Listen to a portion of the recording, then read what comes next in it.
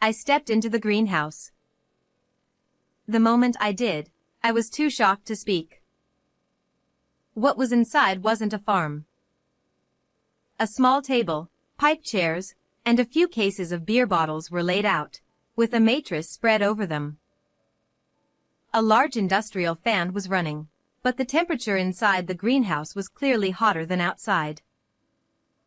In that hot space, my mother-in-law was listening to the radio. Her cheeks were flushed, and she didn't seem to notice that I had entered. I ran over to her. "Fiona." At my call, she finally noticed me and turned her face towards me with a smile. But she couldn't speak, only moving her mouth without sound. This was bad. I took her out of the greenhouse. Sitting her in the garage, I ran to the nearby vending machine. I just needed to get her something to drink. I rushed back to her with a cold sports drink. She drank it eagerly, like a child gulping down juice. Watching her, I couldn't help but cry. Once she looked a bit better, I spoke up. "I can't stand this anymore.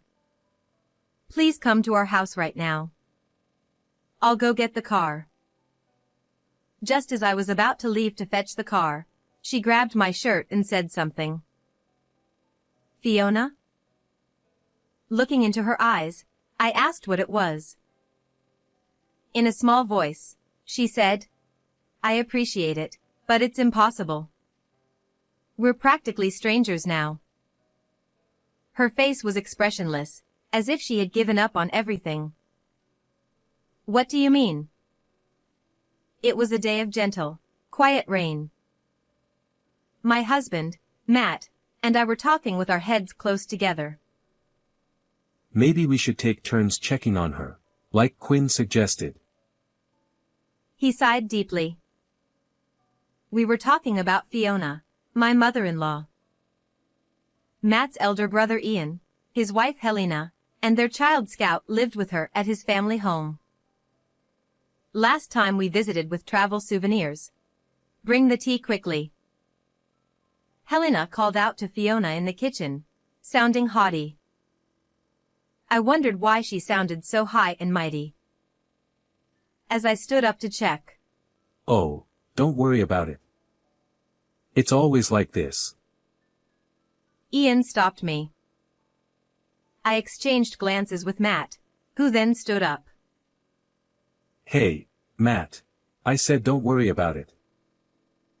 Ian shouted in a threatening tone, completely different from how he spoke to me.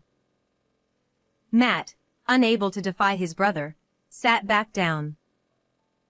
While all this was happening, Fiona brought the tea and slowly placed it in front of us. Watching this, Ian muttered, "You're so slow. Can't you move any faster?" I wasn't the only one who heard it. Scout, fiddling with a smartphone nearby, smirked. "If you're done, go back to your room quickly." Helena coldly told Fiona as she brought some snacks from the kitchen. Immediately, I said loudly, "I came to see Fiona. Let's have tea and snacks together." Helena sighed dramatically. After a moment's thought, "I'm fine. Quinn, Matt, please take your time," she said before heading to her room, looking lonely. Why were they treating her so harshly? At first, I didn't understand, but as days passed, I arrived at a possibility. Maybe she was being mistreated. I hoped I was overthinking it, but something felt off. So, I shared my thoughts with Matt, and we were having this discussion. "I wish River were here." River is our son. This spring, he adjusted to working life in his second year as a professional and moved out. He's a grandma's boy. If River were here, he wouldn't overlook this situation. But he was busy with work and rarely visited us. But we shouldn't worry River. Let's handle this ourselves. You're right. We agreed to take turns visiting Fiona every weekend. The next weekend, I stood in front of the house where Fiona and the others lived. I stared at the nameplate that read Castillo. Although Fiona and I aren't blood related, she's precious family. Matt is the second son, but I've tried to act in a way that honors being a part of the Castillo family. And yet, though I didn't have concrete proof Fiona was being mistreated, I clenched my fists unconsciously. As I was about to press the intercom, I heard a voice from behind. "Oh, Quinn?" I turned to see Fiona standing there, holding grocery bags in both hands. A lot of them. I quickly took the bags from her. "Oh, thank you." She welcomed me warmly into the house. "Fiona." I hesitated, recalling the previous visit, worried she might end up serving tea again. Noticing my hesitation, she smiled and said, "It's fine. Everyone's out today." I placed the bags on the table and casually asked about the large amount of groceries. Apparently, Ian and Helena had asked her to shop, but it was far too much for a 70-year-old woman to carry. Sometimes, Helena forgets my meals. She took some ready-made meals to her room. Forgetting meals? That's impossible. When she returned, I pressed her for answers. I'm used to it. It's more comfortable eating alone in my room. She gave a lonely smile. I thought about taking her back with me, but we live in the neighboring prefecture. I couldn't disregard her feelings, having lived here all her life, and I couldn't make such a decision on my own. I decided to ask Matt to come next week and talk to Fiona together. As I thought about this, evening began to fall. Well, I need to start preparing dinner. I'll get scolded if it's not ready by the time they get back. I understood she was indirectly asking me to leave. Sorry. I apologized for not being able to help and for taking up her time, then headed home. When I got home, I reported today's events to Matt. We can't jump to conclusions about Ian and Helena's behavior based only on Mom's words. I was disappointed by his ambiguous response, but it was true that I hadn't seen Ian and Helena's behavior today. Matt was scheduled to visit next weekend, and I decided to accompany him. I'll go with you next week. If they mistreat her even a little, I want to bring Fiona here. I looked at Matt intently. All right. If you think so, we'll talk to Ian on the spot. Conceding to my pressure, Matt quickly finished his meal and started watching TV in the living room. He knew that saying anything unnecessary would lead to trouble for himself. Honestly, you're only sensitive about things like this.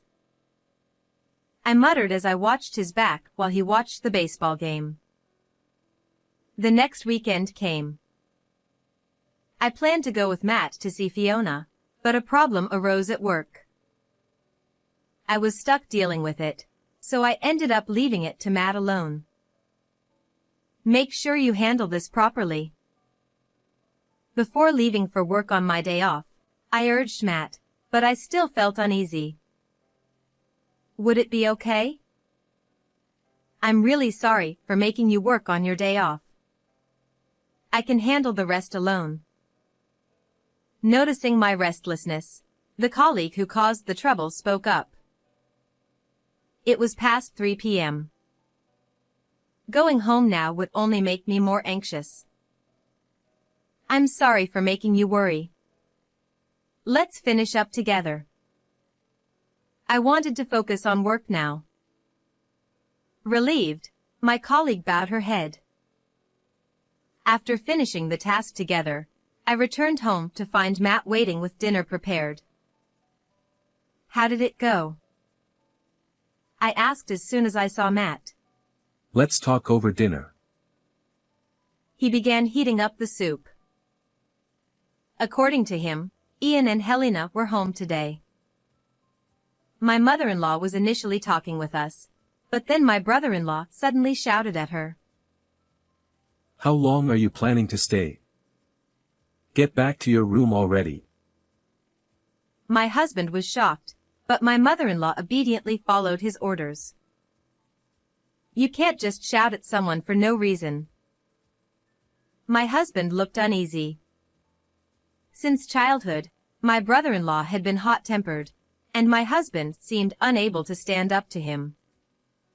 But this was too much. I'll go talk to him next week. As I stood up, unable to contain myself, my husband said something unbelievable. Next week isn't good for me. It was my turn to go next week, so I didn't need my husband to accompany me.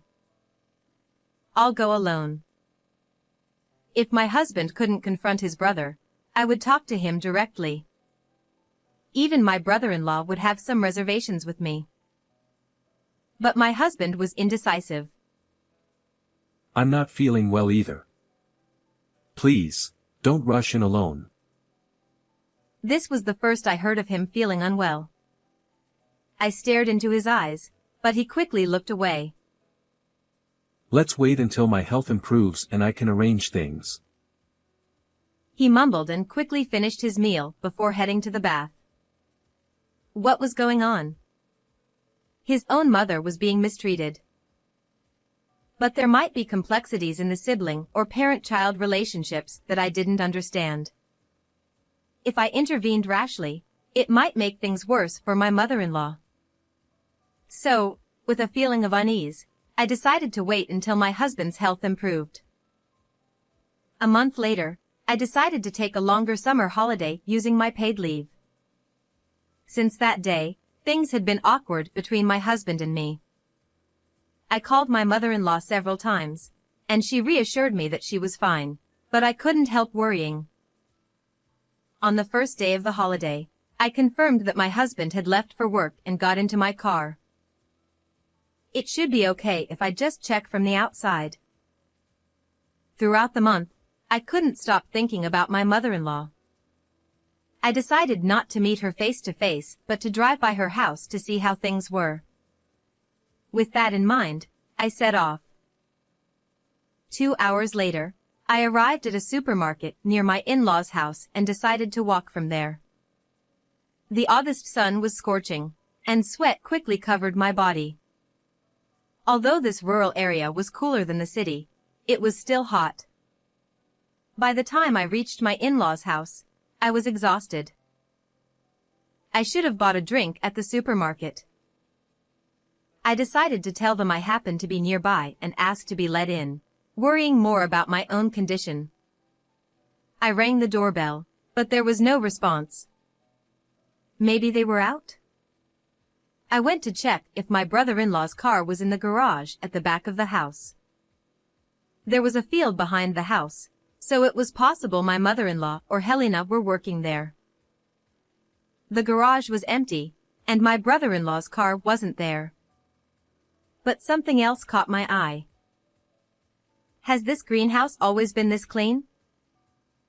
The greenhouse next to the garage, which had been unused and tattered, seemed to have new plastic covering it. I peered inside and saw a figure. My mother-in-law or Helena must be inside.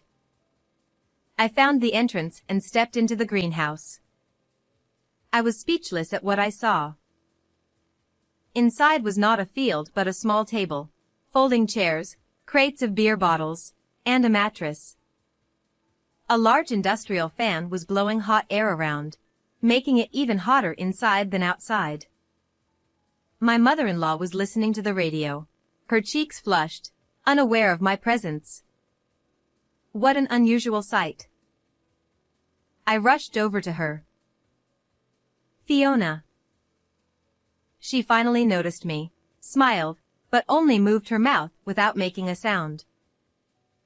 This is bad. I led her out of the greenhouse and sat her in the garage, then ran to the nearest vending machine. My thirst didn't matter. I needed to get her something to drink. Panting, I returned with a cold sports drink and gave it to her. She gulped it down like a child drinking juice. Watching her, tears welled up in my eyes. This was abuse. As her color improved, I spoke. I can't take this anymore. She looked at me blankly. Come stay with us. I'll bring the car around. Ignoring her response, I started towards the car when she tugged at my shirt. Fiona? Bending down to her level, I asked what she wanted to say. I appreciate it, but I can't. What did she mean by can't? She continued. We're no longer family. Her expression was one of complete resignation. What do you mean? At that moment, a loud horn blared. Turning towards the sound, I saw a car with its headlights on high beam, even though it wasn't night. I helped my mother-in-law move out of the way as the car reversed aggressively into the garage. I'm sorry. I tried to apologize to my brother-in-law for being in the way, but he cut me off with a shout. Trespassing. I knew entering the property without permission was wrong, but this was excessive. My mother-in-law's life had been in danger. Wait a minute. I shouted back, matching his volume. I shouldn't have entered without permission, but don't call me a criminal. Helena started laughing, and Scout was playing with his phone, seemingly uninterested. Did you hear that? She admitted it. This thief. This was outrageous. Calling me a thief is too much. I argued back, but it was futile. My brother-in-law instructed Helena to call the police. Well, since she used to be family, if she leaves now, we can overlook it this time. I reacted to Helena's words. Used to be family? Her earlier comment about being strangers nagged at me. What do you mean? I pressed Helena for an explanation. Didn't you know? You're already divorced. I was stunned. What? Me, divorced? Was this why my husband didn't want me to visit alone? Is this why things had been awkward between us? My mind raced. Hurry up and call the police. His voice snapped me back to reality. There must be some explanation. I decided to trust my husband over these people and stood my ground. Call the police if you must. But first, tell me why my mother-in-law was in that greenhouse. I pointed towards the greenhouse. Helena looked at me like I was clueless. She smells like old people. It's disgusting. What? I couldn't comprehend their reason. They had banished her to the greenhouse because of her smell? This family's lack of basic decency was appalling. The brother shouting for the police, the woman treating people like objects, and the indifferent child. It was too much. You can't stay here. Come with me now. I took her hand, and pain shot through my arm. My brother-in-law had hit me. You're just after money. Thief. He leaned in, his sweaty, dirty face intimidating. You won't get a penny from us. He raised his hand to strike me, but at that moment, the sound of police sirens approached. When he saw the police car parked in front of the house, my brother-in-law suddenly became flustered. Who called them? This time, he turned the blame on Helena and Scout. "What on earth are you doing?" One police officer and my husband rushed over from the patrol car. As soon as I saw the police officer's face, I felt a wave of relief. The police officer was my son, River. He had graduated from university last year and joined the police force. I knew his first posting was near here, but I hadn't expected him to come today. "River, why are you here?" River raised his hand to stop me. He was on duty, so he had to maintain his professional demeanor. "We received a call from a neighbor saying there was a disturbance in the yard." With that, River approached my brother-in-law. "Can you explain the situation?" Irritated by River's formal tone, my brother-in-law clicked his tongue. "It's nothing. Just a family argument. But why are you here? And what's with that outfit?" River's police job in the local station was news to my brother-in-law's family. River sighed lightly and explained. "We've received numerous complaints about noise from this house. So, we've been patrolling the area frequently." My brother-in-law and Helena looked awkwardly at the ground. "I never imagined you'd relegate someone to a greenhouse." River looked sadly at my mother-in-law. My brother-in-law seemed to realize he couldn't win against River and turned his anger towards my husband. "Did you bring them here?" Hesitant at first, my husband responded firmly. "I decided I wouldn't be at your beck and call anymore." My husband had known I was coming today from River and had pretended to go to work while waiting nearby. When I brought my mother-in-law out of the greenhouse, he called the police. Hearing this, my brother-in-law laughed loudly. "So it's trespassing and attempted kidnapping, then?" Helena seemed to agree, smirking. My brother-in-law shoved me. "Well done for calling the police before I did. Hey, officer, arrest this woman." My brother-in-law was pushing for my arrest, but River didn't budge. Instead, he sternly addressed my brother-in-law. "Signing a divorce paper without consent is a crime, and such a divorce is invalid. Are you aware of that?" Huh? Scout, who had been silent until now, reacted. "Scout, what does that mean?" Apparently, Scout had misinformed his parents. He had told Helena that if they got my husband to sign the divorce papers, she could sign my part, and it would be legal. "I've already contacted a lawyer." To my brother-in-law's dumbfounded family, River added. "Also, you put an elderly person in serious danger. We will be taking her into protective custody." River said this officially, then helped my mother-in-law back to the patrol car. My husband and I followed, leaving my brother-in-law's family standing in shock. My husband spoke cheerfully while holding a beer. "I've never been more proud of River than that day." River, looking bashful, sat next to my smiling mother-in-law. After leaving the police station, we took my mother-in-law home, and the three of us now live happily together.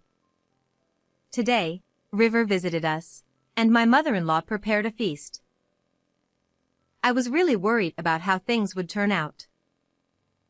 After the incident, my brother-in-law faced charges for forging divorce papers and abusing my mother-in-law, which made the news. Helena and Scout disappeared to avoid the media, and we don't know where they are now. River manages their vacant house. My mother-in-law regained her health after moving in with us and started a vegetable garden. The dishes made from her homegrown vegetables are exceptional. Fiona, please teach me how to cook sometime. "I wish you had taught her while I was still living here." We laughed together, enjoying our happy time. I do miss the days when everyone gathered. My mother-in-law reminisced about the past when my father-in-law was alive. She would cook while River and Scout played video games, and the rest of us enjoyed drinks and conversation. It was a nostalgic memory for her. No one understood why my brother-in-law's family changed, but their actions towards my mother-in-law were unforgivable. I took a swig of my beer, hoping that one day I might forgive them while savoring the precious moments with my family. How did you like today's story? Don't forget to subscribe to our channel. See you in the next video.